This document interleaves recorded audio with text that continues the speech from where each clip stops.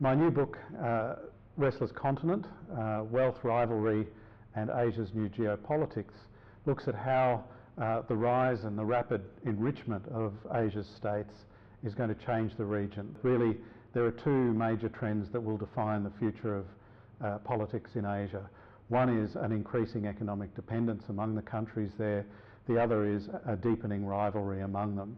And what that means is that there will be a fairly unstable, dynamic process of both rivalry and economic dependence in the region.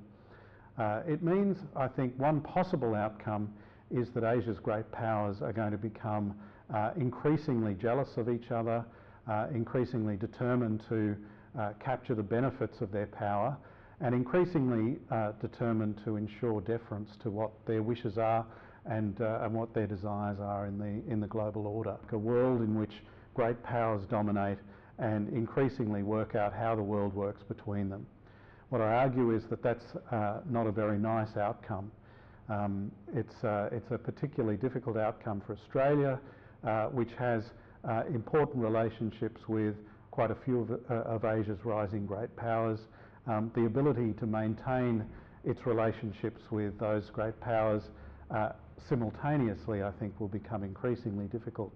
But even more important, and I think more damaging for the world, is that we might see the basic globalism that our world is built on start to crumble and start to give way to a great power world order where spheres of influence reign, where great powers look after their own interests, but not necessarily the interests of smaller countries or the planet. And really, at the end of the day, my lecture is a call for us to revisit and rediscover the spirit of globalism and start to re-inject that spirit of globalism back into regional institutions and global institutions.